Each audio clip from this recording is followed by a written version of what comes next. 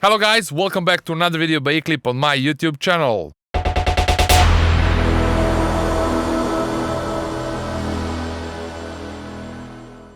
So, I decided to do more videos with a little bit less in length, and this is not just because I want to make those videos shorter, it's just I want to cover some smaller topics, which I think they are also important, but because I'm making the smaller ones, I'm gonna do more videos from right now. And the plan is that I release 2 videos a week. Okay, so let's start. Live set or a DJ set? So I will use my scientific approach to the whole thing, and I can say only in my experience I will probably miss some of the ways, but I have a list over here of some ways of how we could perform our music when it comes for the parties and the festivals and so on. So there's always like live set or a DJ set. Okay, let's go to a live set. So the first and the most common way that I saw of people are playing live sets was actually that a lot of people basically just prepare the sets at home. They maybe do 3-4 days in the studio where they make in Ableton like 2 different channels with drawing the automations, and everything is just done. So when they come to perform, just press space, and in that moment they have this performance mood. They don't care much of controlling the music as itself. They are more acting in a way of how they are moving and so on. I'm not that kind of a guy. I'm really super big fan of DJing and doing something actually on the stage. But anyway, it's not that I want to make somebody feel bad.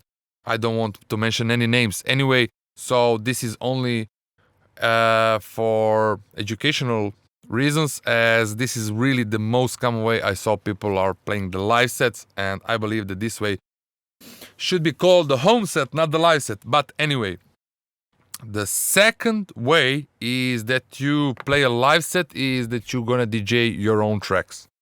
So DJing your own tracks is called live set, and this is maybe the second most common way, because what is called the live set is usually when you play your own music. So the second type of playing your own music is that you just DJ your live sets, and there's 3 or 4 or 5, 7 different ways, and I'm gonna say the most common ones. The first one is that you use the clip view in Ableton, where you will have 2 channels with the same tracks, where you will be able to make a playlist or import the tracks, prepare them in a way of where they're gonna start, setting the start points and so on, and then you can trigger by a keyboard or a mouse pad, or you can trigger with the MIDI controller, is up to you. And also you will be able to send the signal from those 2 channels in a mixer, so you will be able to use the low, mids and highs on the mixer, as well as the volume faders and the effects, of course. So now I can go more in details about it, but the best way is that you just bring one cable, USB cable, plug it in a mixer, as all the models of Pioneer mixers above 850, DJM 850, they already have the sound card inside, so you just need to have the drivers installed, and Ableton will recognize mixer as a sound card as well. So you just need to switch on each channel to USB and choose which output you want to use. So you can send the 4 different channels from Ableton directly to mixer without bringing your sound card, as that way you are going straight to the mixer without one more piece of the gear before it. Anyway, this was the first way of DJing your own sets as a part of a live set, and the second way is to use a tractor, which I believe is the most compatible and the most easy way, as you could have a X1, because basically when I play I don't like to touch much of the computer. Actually, I never wanted to be, and also looking in a computer, it just doesn't look so good. This is why I play from a CDJs right now and the last several years. But before that I was playing through the tractor a lot, because I always could have my tracks organized and so on, and there was this X1 mix MIDI controller from Native Instruments, which is really handy, where you can control the whole tractor without touching the computer at all. So this is the second way. And the third way is that you just DJ your own tracks by using the USBs and CDJs. Now, this is the second way of playing the live set. Just was DJing your own tracks with of this type. And now there's a live performance with external instruments in a way that you can have this pre-prepared set again, and that you can just play some sounds on top of it. Psytrance music is already, in my opinion, is already covered with a lot of sounds, so I don't see where is the logic sense of doing something like this. It is really fun for the guy who is performing, like to have something and that you can trigger some of the sounds live, but I'm not sure how fun is for a dance floor to have something that is 97% already pre-prepared and just experiment with those 3% on top of it. It just doesn't feel right to call it live sets again. So there's a fourth way, and this is the live set with stems, where you could have, for let's say Ableton, you can have like the projects without exporting it, you can just play it. And I don't see any logical sense of doing something like this. Even that you can see on the scene that there are people who are using a big mixers and then playing the stems, maybe not from the computers, maybe from DATs or whatsoever. But if you check on that mixer, you will see all the faders are on top, so there is no live mixing.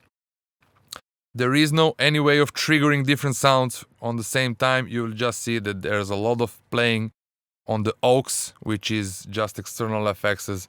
So again, everything is prepared just on a bigger machines and just playing with a little bit of the live, with some of the effects which you can do on DJ Mixer as well. And then we come on the end for the opposite side of a DJ set. And if you ask me, and if my opinion means anything to you, I believe that DJ sets are the most fair from all other things that I mentioned before, because playing with the DJ sets, you will actually do the most. If we go through all of this stuff before I mentioned, we will see that plenty of live sets, they require a lot of preparation back home. And everything that is preparation back home, even DJ sets, DJs needs to organize their music. They need to try, will this track work after this one? And they will need to remember it, and so on, making a playlist, organizing the music, looking for music, search for a music, and so on. So there's also a lot of work behind just a DJ set. So if you ask me, there is the most fair way of performing on the parties is that you just do the DJ sets. Also, the DJ sets, it means that you will not play only your music, which will gives you the flexibility to make some changes in a way of your sets to make it a little bit more fun for the crowd that you are playing on, because in different countries, in different continents, people like different types of the music. So if you bring a little bit more material, you can be flexible, you can try to find what is actually that those crowd likes the most. As I believe that our job is to be a big part of people having a good time, is what we are paid for, and this is what is our job. So my honest opinion, when it comes to this, the DJ sets are the best and the most fair from all of them. Alright, that was it for this video, and soon enough I'm gonna hit you with another video about some smaller topics as well. I'm gonna start making some of the new series. I'm gonna start a series of exploring the styles from some other artists. I'm gonna start reviewing a VST instruments. I'm gonna start reviewing the plugins.